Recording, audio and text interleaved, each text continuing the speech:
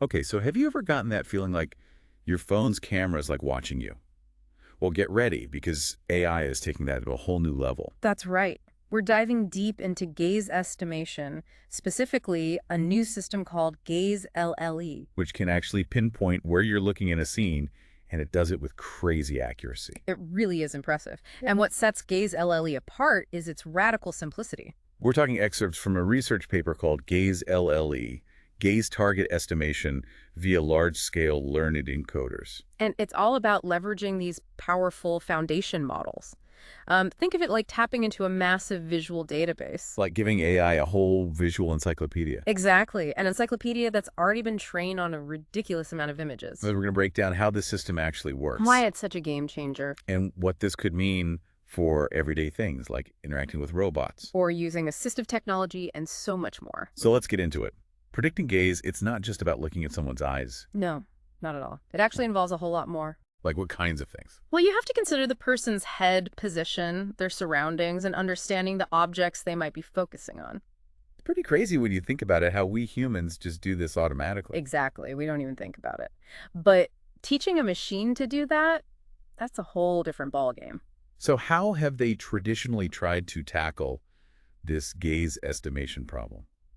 Well, traditionally, gaze estimation involved building these really complex models Okay. with separate systems to analyze each of those individual elements. So like one for head position Yep, one for analyzing the scene itself. and another for depth and maybe even more. It gets pretty complicated quickly. Think of it like trying to figure out what someone's looking at in a crowded room by separately analyzing their head position, all the objects in the room, how far away everything is, and then trying to piece it all together. Oh my gosh, that just sounds like a logistical nightmare. It can be.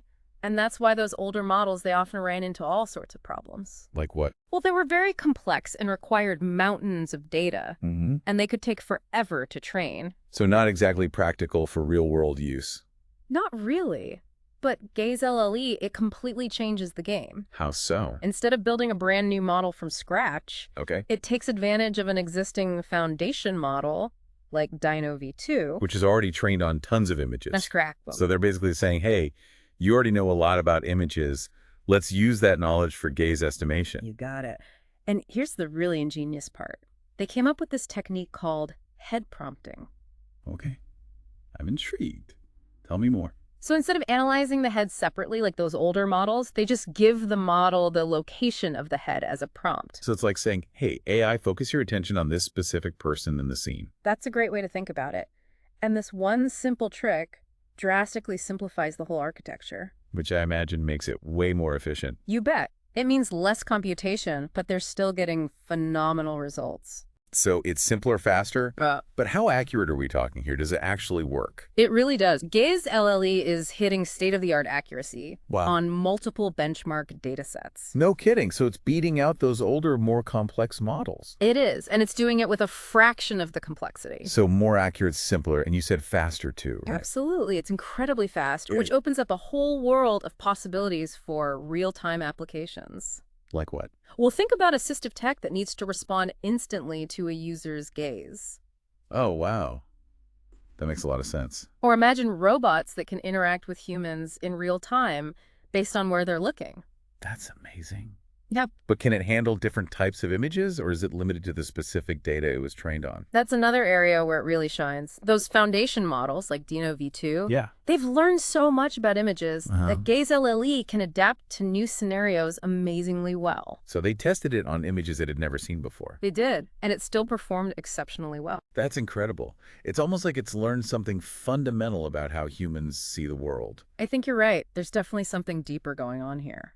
It makes you wonder, if AI can tell where we're looking at in an image, what else could it figure out? Like, could it understand our emotions or intentions just by analyzing a photo? That's a great question, and one that researchers are actively exploring. So this is just the beginning. It is.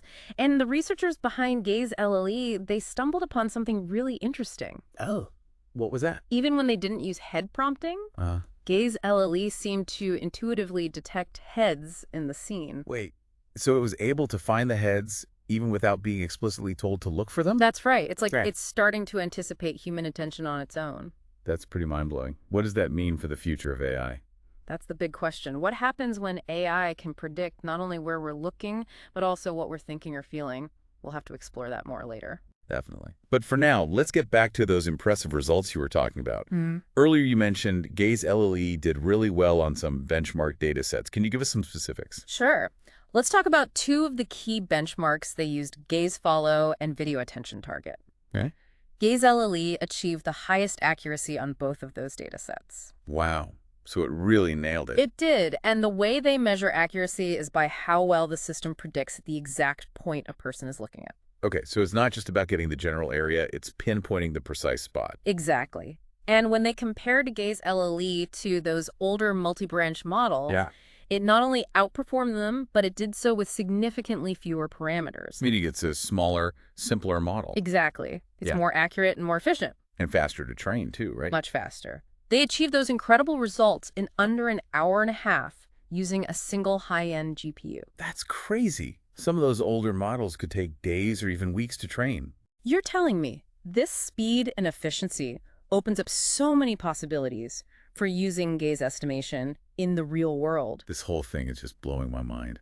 It feels like we're on the cusp of something truly revolutionary. We are. And what's really exciting is that Gaze LLE, while they use DynoV2 for this research, it could potentially work with any powerful visual encoder. So as we develop even better AI models that understand images, Gaze LLE will just keep getting better. Precisely. It's all about harnessing the power of pre-trained AI to tackle complex tasks. This is incredible. I'm already thinking about all the possibilities. Yeah. But before we get too carried away, let's go back to that head prompting technique. Okay. I remember you saying that was really crucial for accuracy. It was.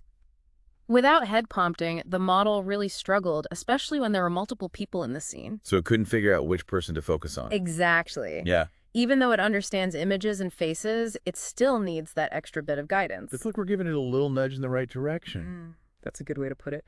And they experimented with different ways of incorporating that head prompting, and they found that integrating it early in the decoding process produced the best results. So it's like letting the AI see the whole picture first, and then saying, okay, now focus on this person. Precisely.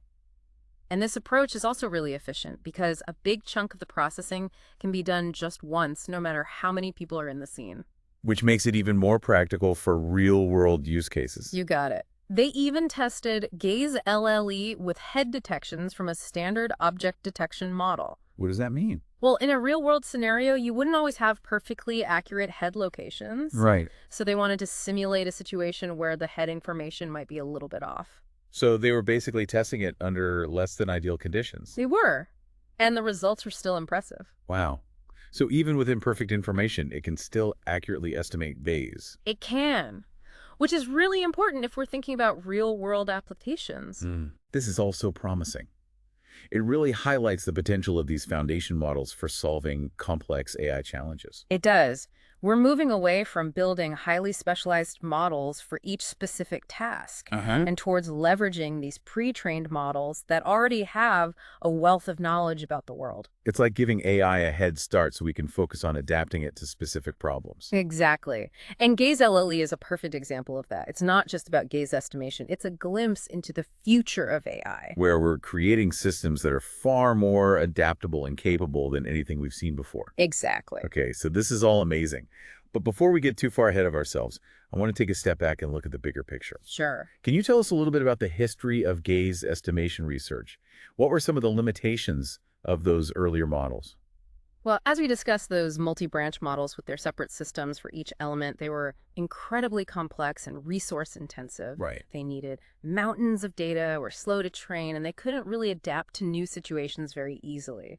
So not very practical outside of a controlled lab environment. Exactly. And many of them relied on additional information like depth maps or pose estimations. So they needed more than just the image itself. They did. And those extra models aren't always accurate or even available, especially when you're talking about real-time applications. So that reliance on a single pre-trained visual encoder like Gaze LLE does. Yeah. That's a huge advantage. It is in terms of simplicity and robustness. Makes sense. Yeah. Now, I'm curious, did anyone try using those powerful foundation models like DynoV2 with the older gaze estimation approaches? Actually, some researchers did try incorporating models like DynoV2 into those older multi-branch frameworks. Interesting. And how did that work out? Not so well. Yeah. It turns out just plugging in a powerful model doesn't magically solve all the problems. So it's not just about having the right ingredients, it's about knowing how to combine them. Precisely. It's about understanding the unique challenges of gaze estimation and designing a system that truly leverages the strengths of those foundation models. Okay, so it's about more than just brute force computation. It's about clever design and understanding the nuances of the problem. That's a great way to put it. And speaking of design choices, I'd love to hear more about some of the decisions they made when developing Gaze LLE. Me too. What were some of the key insights that led to such impressive results? Well, one big decision they had to make was where to feed that head position information into the model. Right, they're not analyzing the head separately like those older models. Exactly. And they found that feeding that head prompt in after the initial scene encoding. So after the model has already processed the whole image. Yes, that actually led to much better performance than feeding it in before. Interesting. So it's like they're letting the model see the whole picture first and then saying, okay, now focus on this person. Precisely.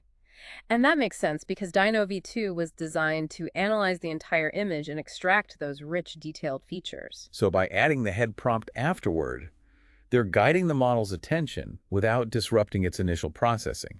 Exactly. And they also make some clever choices about how to decode those visual features and predict the actual gaze point. Okay, so once the model knows where to look, how does it actually figure out the specific point the person is gazing at? Well, most previous methods, they used convolutional layers for decoding, Okay. but the researchers realized that a simple convolutional decoder, it might not be enough when you're using such a powerful encoder like Dino V2. Why not? Because a simple convolutional decoder might not fully capture all the relationships within a complex scene. So it wouldn't be able to accurately predict gaze points that are far away from the person. Exactly. So they experimented with using a transformer layer, which is known for its ability to process information globally. So instead of just focusing on the immediate area, the transformer takes the entire scene into account. You got it.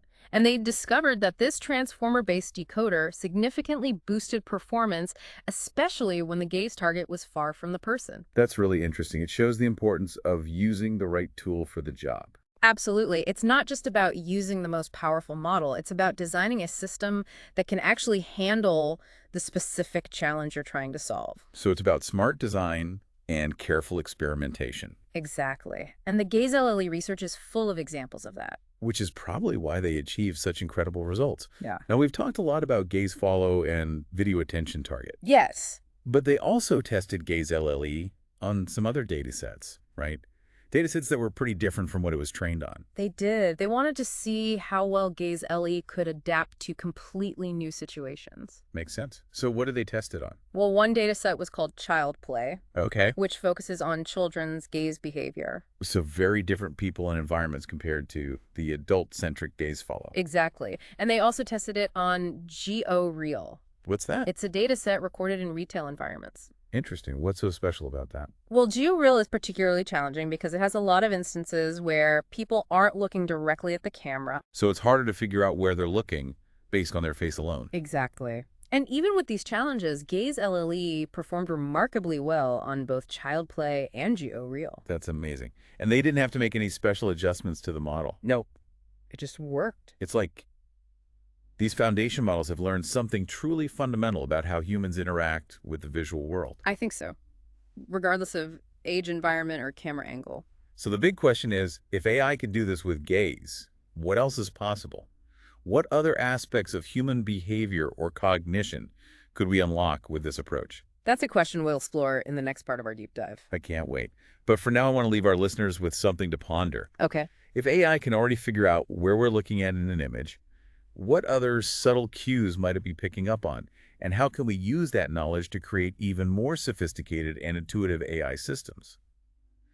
Welcome back to our deep dive into Gaze LA, where we're exploring how AI is learning to see the world through human eyes. And it's really making some incredible progress. Last time we were talking about this fascinating idea that AI models trained on those huge data sets of images might actually be developing a kind of visual intuition. It's a wild thought, right? It is. And we saw that even without being told exactly where to look, Gaze LLE could often accurately predict where a person's gaze was directed.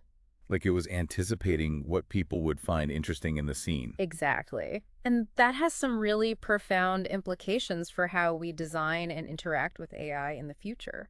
I can already imagine a world where robots and computers can seamlessly understand our intentions and respond to our gaze in a natural, intuitive way. It's definitely not science fiction anymore. Think about assistive technologies that can anticipate what a user needs just by observing their gaze patterns. That would be amazing. Or imagine robots working collaboratively with humans, understanding where they're looking and adjusting their actions accordingly. That would be a game changer for so many industries. Absolutely. And what's even more exciting is that gaze LLE, it's really just the tip of the iceberg. So there's so much more to come. There is. We're just scratching the surface of what these powerful foundation models can do and how they can be applied to all kinds of problems. That's like we've given AI this incredible new ability to see, and now we're just beginning to explore all the possibilities. I love that analogy. And speaking of seeing, one of the things that really stood out to me about the gaze LLE research is how it completely flips our assumptions about how AI should work. In what way? Well, traditionally, we've approached AI by trying to break down complex tasks into smaller, more manageable pieces. Right. Remember those older multi-branch gaze estimation models we talked about? Yeah, with their separate systems for analyzing the scene, the depth, all those individual elements. Exactly. But gaze LLE takes a totally different approach. So instead of trying to explicitly program every single step, it's more about leveraging the knowledge that's already baked into these massive foundation models. You got it. It's a shift from explicit modeling to implicit knowledge. Interesting. And we're seeing this shift happening all across AI right now, in natural language processing, computer vision, robotics, you name it. So it's like we're moving away from that old school rule-based approach to AI, where we try to program every possible scenario, and towards a more data-driven approach where we let the AI learn from experience. Exactly. And this new approach, it's producing some pretty amazing results. It sounds like it. AI systems are becoming more adaptable, more robust, and better at handling those complex, messy, real-world situations. That makes a lot of sense. Yeah. But it also raises some pretty big questions, right? It does. If AI is starting to solve problems in ways that we don't fully understand, how can we be sure that it's aligned with our values and goals? How do we ensure that it's used for good and not for harm? Those are really important questions, and ones that researchers and ethicists are grappling with right now as AI becomes more powerful and more pervasive. It's a conversation we definitely need to be having. We do. But for now, I think it's important to focus on what gaze LLE means in a practical sense. How can we use this technology to solve real-world problems and improve people's lives? That's a great point. Where do you see the most potential for this technology to make a difference? Well, one area that I'm particularly excited about is assistive technology. Okay. Imagine wheelchairs that you can control with just your eyes or communication devices for people with disabilities that respond intuitively to their gaze. Those are some incredible applications. It would be truly transformative for people who might otherwise have difficulty interacting with technology. Absolutely. But it goes beyond just accessibility. Gaze estimation could completely change the way we use computers and devices in general. I'm picturing a world where we're no longer tied to keyboards and mice. Exactly. Imagine using your gaze to navigate through menus, select items, control smart home devices, all sorts of things. And what about robotics? I know we've talked about robots working alongside humans. Yes. But I'm curious about other potential applications. Gaze estimation could be a game changer for developing robots that can truly understand human intentions and social cues. What do you mean? Imagine a robot that can recognize when someone is looking at it and initiate an interaction. Or one that can sense when someone's feeling uncomfortable based on their gaze aversion. That's fascinating. It's like giving robots a whole new level of social awareness. Precisely. Yeah. And that could lead to robots that are much better at navigating social situations and interacting with humans in a natural way. So robots that feel less like machines and more like companions or collaborators. Exactly. And beyond robotics and assistive technology, there's also a lot of potential in areas like marketing and advertising. Oh, yeah? Tell me about that. Imagine a system that can track a shopper's gaze as they move through a store. Okay. Providing real-time insights into what products are catching their attention, what displays are most effective. So instead of relying on surveys or focus groups, marketers could have this direct window into what people are actually interested in. Exactly. Huh. And this kind of data could be incredibly valuable for improving product placement, designing more effective ad campaigns, and even personalizing the shopping experience. It sounds like gaze estimation has the potential to disrupt a lot of industries. It does. But with all this talk about future applications, I'm curious what's happening right now. Are there any real-world examples of gaze LLE or similar technologies being used today? That's a great question. Hmm. It's still early days, but there are definitely companies and organizations exploring the potential of gaze estimation in a variety of fields. One area where we're starting to see some real-world implementations is automotive safety. Okay. Several car manufacturers are developing systems that use gaze estimation to monitor driver alertness and detect signs of drowsiness. That's a great idea. Yeah. So if the system notices that the driver's gaze is wandering or their eyes are closing for too long, Yeah, it could issue a warning or even take control of the vehicle to prevent an accident. exactly. And this technology has the potential to save a lot of lives by reducing the number of accidents caused by drowsy driving. That's an amazing application. Where else are we seeing gaze estimation being used? Another area is in healthcare. Researchers are using gaze estimation to study and diagnose a variety of conditions, including autism, ADHD, and even concussions. So by analyzing a person's gaze patterns, doctors can gain insights into their cognitive processes and potentially identify early signs of these conditions. That's the idea. And this could lead to earlier interventions and better outcomes for patients. It's incredible how this technology is already making a real difference in people's lives. Mm-hmm. But with all the excitement around gaze LLE and these advancements, Yes. I'm curious about the road ahead. Hmm. What do you see as the biggest challenges and opportunities for the future of gaze estimation? That's a great question. One of the biggest challenges I see is the need for more robust and reliable gaze estimation systems. So even though gaze LE has achieved some impressive results, Yeah. it's still not perfect, right? It's not. It still relies on certain assumptions about the environment and the person being observed. So things like lighting conditions, head pose, whether someone is wearing glasses or makeup. Exactly. All of those things can affect how well the system works. And in the real world, those conditions can change constantly. They can. So we need to develop gaze estimation systems that are more resilient to those variations and can perform reliably in a wide range of situations. That makes sense. Yeah. What about opportunities? Where do you see the biggest potential for growth in innovation? One area I'm really excited about is the development of systems that can estimate the gaze of multiple people simultaneously. Oh, wow. So instead of just focusing on one person at a time, Uh, the system could track the gaze of an entire group. exactly. And this would open up a whole new world of possibilities for understanding social interactions, group dynamics, and how people influence each other through their gaze. That's incredible. It's like taking gaze LLE to a whole new level. It is. From individual gaze to collective gaze. And I think that's where we'll see some of the most profound impacts, not just in terms of technology, but in our understanding of human behavior, social dynamics, and maybe even the nature of consciousness itself. Wow, those are some pretty big ideas.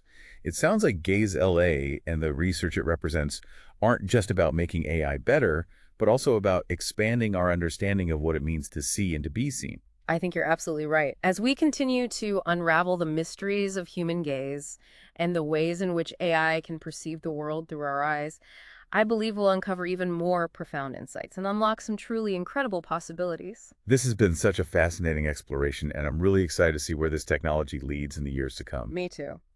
But before we wrap up this part of our deep dive, I'd like to leave our listeners with a final thought. Okay. Gaze LLE has shown us that AI can learn to estimate human gaze with remarkable accuracy. Yeah. But the true power of this technology lies not just in the technical achievement, but in the potential it holds for deeper understanding and connection. That's a beautiful way to put it. As AI becomes more sophisticated and we develop these incredible new tools for understanding human behavior, it's important to remember that the ultimate goal is not just to replicate human capabilities, Right. but to use those capabilities to create a better world for everyone. Absolutely. And for our listeners out there, we encourage you to keep learning about this fascinating field Yeah. and to participate in the conversations about how we shape the future of AI in a way that benefits all of humanity. And we're back for the final part of our deep dive into Gaze LLE, where we're really getting into the heart of what this technology means for the future. We've talked about how it works its potential to revolutionize how we interact with machines, and even seen real-world examples of Gaze LLE in action. But like any powerful technology, there are some big questions that come along with Gaze LE. especially when we think about its impact on society as a whole. You're absolutely right. And as these AI systems become more sophisticated at understanding and interpreting human behavior, we really need to think carefully about those potential consequences, both positive and negative. So let's start with maybe the most obvious one.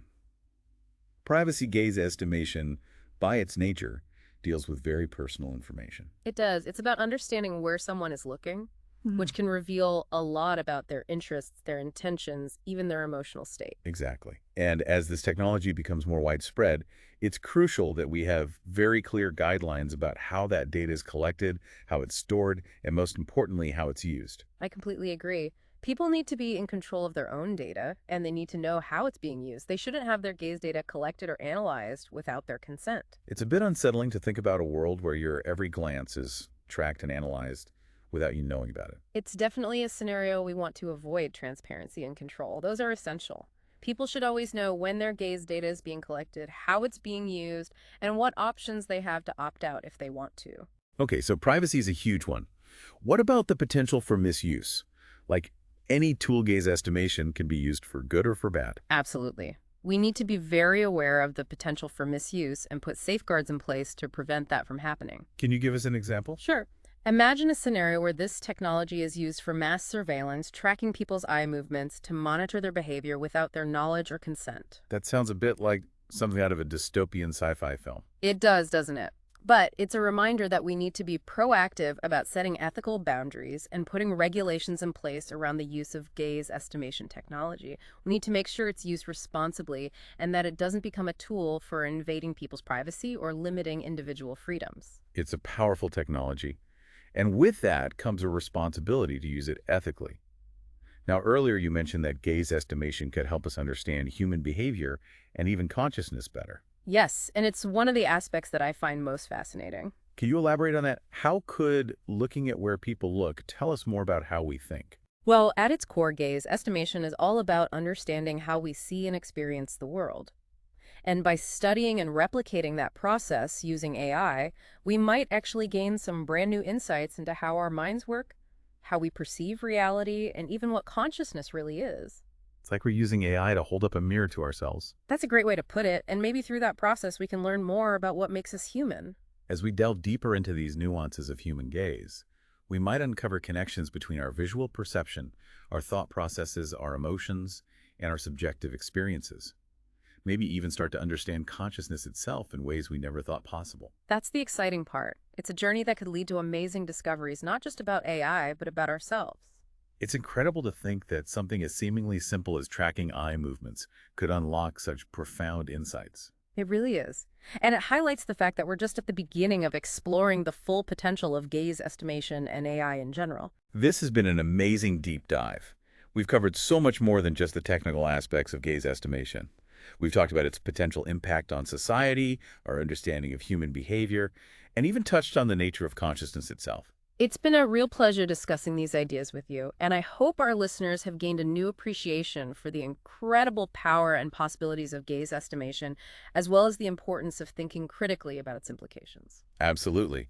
So to everyone listening out there, we encourage you to keep learning about this fascinating field, stay engaged in the conversations about the future of AI, and help us shape that future in a way that benefits everyone. Because ultimately, this technology, it's a tool, and it's up to us to decide how we use it to make the world a better place. That's a great point and a great place to wrap up this deep dive into Gaze LLE. So thank you for joining us on this incredible journey. And until next time, keep looking, keep learning, and most importantly, keep questioning.